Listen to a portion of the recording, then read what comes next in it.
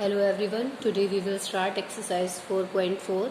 Question number first, set up equations and solve to find the unknown number in the following cases. तो देखो सबसे पहला question है add 4 to 8 times a number and you get 60. भाई किसी number के 8 time में 4 add करो और आपको 60 मिले. तो लेट द नंबर x कर लिया. According to question 8x plus 4 is equal to 60. ये हमारी इक्वेशन फॉर्म हो गई. सॉल्व करेंगे 8x is equal to 60 minus 4, क्योंकि प्लस का 4 इधर लेके आए तो हमारा माइनस हो गया. ठीक है. 8x is equal to 56, then x is equal to 56 by 8 पे ये कैंसिल आउट होके हमारे पास 7 आ जाता है. तो x की वैल्यू क्या आ गई 7. अब आइए क्वेश्चन नंबर बी पे. 1/5 of a number minus 4 gives 3. किसी नंबर के 1/5 में से अगर हम माइनस करें 4 तो हमें क्या मिलता है, गिव्स 3. तो ये इसमें हमने लेट द नंबर x कर लिया, उसका 1/5 किया तो x by 5 minus 4 is equal to 3 हो गया. देखो अब इसको सोल्व कर लेंगे. ये इक्वेशन फॉर्म हुई है. x बाई 5, 4 को उधर लेके गए, 3 प्लस 4 यानी कि x by 5 is equal to 7 हो गया. x इज इक्वल टू, फिर ये 5 उधर जाएगा क्योंकि डिवाइड में है, उधर आके राइट हैंड साइड में मल्टीप्लाई में आ जाएगा. 7 इंटू 5 35. तो x की जो वैल्यू है वो क्या आ गई 35. इसी तरीके से इसका सी पार्ट देखिए. सी पार्ट के अंदर if I take 3/4 of a number, किसी नंबर का 3/4 है, उसमें ऐड कर दिया 3 और क्या मिलता है 21. तो 3/4 उस नंबर का लिया. Let the number x and 3/4 of x plus 3 किया. जैसे जैसे ये स्टेटमेंट में कह रहा है मैं वैसे वैसे ही करती जा रही हूँ. अब इसको हम क्या करेंगे, सोल्व कर लेंगे. देखिए इसको कैसे करेंगे. 3/4x plus 3 equal to 21. तो पहले 3 को उधर लेके जाएंगे, ठीक है, राइट हैंड साइड पे. तो 3/4x is equal to 21 minus 3 18 आ गया. 3/4x is equal to 18. Then 3x is equal to 18 into 4. क्यों? क्योंकि 4 यहाँ डिवाइड में है, इधर आके मल्टीप्लाई में हो जाएगा. तो 3x is equal to 72. Then x is equal to 72 by 3. Then इसको हम कैंसिल आउट करेंगे. x 3 1 जा, 2 जा एंड 4 जा. तो 24 हमारे पास x की जो है वैल्यू आ जाएगी. अब देखिए डी पार्ट है. When I subtract 11 from twice a number, किसी नंबर के ट्वाइस में से 11 को सब्ट्रैक्ट करते हैं तो रिजल्ट क्या मिलता है 15. तो इक्वेशन क्या बनेगी, लेट द नंबर x, उसका ट्वाइस किया, ट्वाइस मतलब दुगना किया, 2x हो गया, उसमें से 11 को सब्ट्रैक्ट कर दिया और 15 मिल गया. तो ये इक्वेशन हमारे पास फॉर्म हो चुकी है. अब इसको सोल्व कर लेते हैं. देखो 2x minus 11 is equal to 15. 2x ये है इज इक्वल टू 15 प्लस 11 हो जाएगा. 2x is equal to 26. x is equal to अब क्या हो गया 26/2, क्योंकि ये 2 इसके साथ मल्टीप्लाई में था, इधर आके डिवाइड में हो गया. अब 2 1 जा 2 और इसको काटेंगे तो 13 आ जाएगा. तो x की वैल्यू कितनी आ गई 13. तो ये पार्ट हमारा इस तरीके से सोल्व हो जाएगा. Now come to E part. Munna subtract thrice the number of notebooks he has from 50.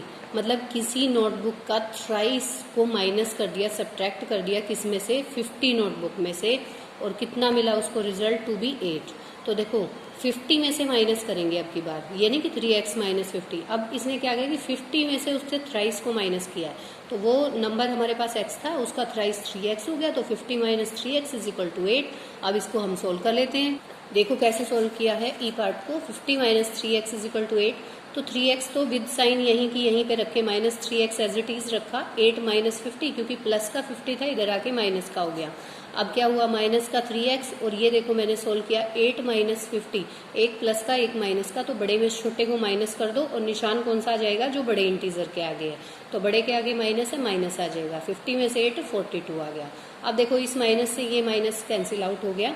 3x is equal to 42 बन गया. x is equal to 42 by 3. तो 3 पे इसको कैंसिल आउट करेंगे तो 14 आएगा. तो x की वैल्यू मेरे पास जो क्या फाइंड आउट हो गई 14. अब देखो f पार्ट है. Evenhall thinks a number if she adds 19 to it and divides the sum by 5.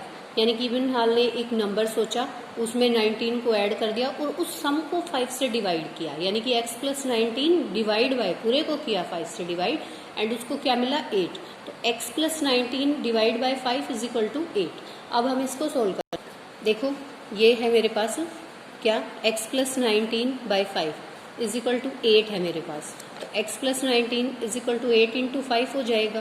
क्यों?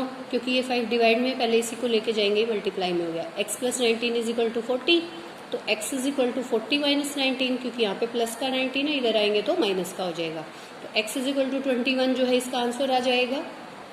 अगला देखो, Anwar thinks of a number if he takes away 7 from 5/2 of number, यानी कि उसने एक नंबर सोचा, उसके 5/2 में से 7 को सब्ट्रैक्ट कर दिया तो उसको रिजल्ट 23 मिला। तो 5/2 x minus 7 is equal to 23। अब इसको सोल्व कर लेते हैं। देखो हमारे पास नंबर क्या है, ये 5/2 x minus 7 is equal to 23, 5/2 x is equal to 23 plus 7, क्योंकि 7 को उधर लेके जाएंगे, 5/2 x is equal to 30, then 5x is equal to 30 multiply 2, तो 5x इज इक्वल टू 60 आ जाएगा। Then x is equal to 60/5 and cancel out करेंगे तो 12 आ गया। तो x की वैल्यू जो है मेरे पास क्या फाइंड आउट हो गई, 12।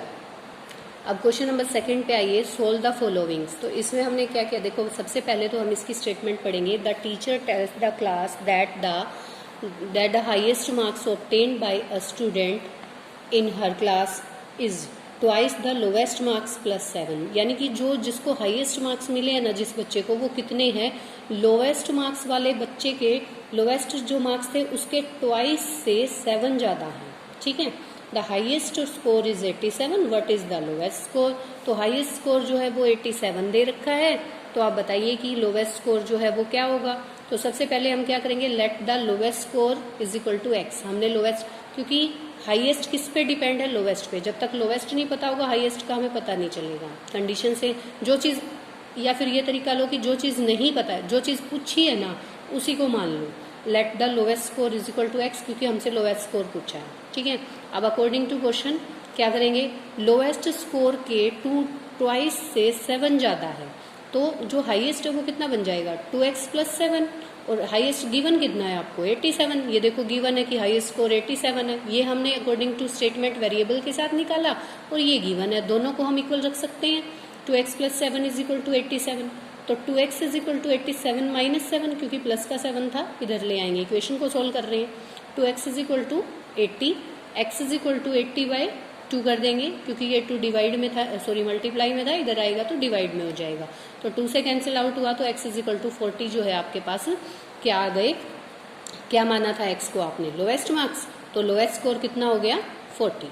ठीक है, अब हम सेकंड क्वेश्चन पे आ जाते हैं। सेकंड स्टेटमेंट हमारे पास बी पार्ट की क्या है, in an isosceles triangle the base angle are equal, यानी कि आइसोसेलेस ट्रायंगल में बेस एंगल इक्वल है। The vertex angle is 40 degree, what are the base angle of the triangle.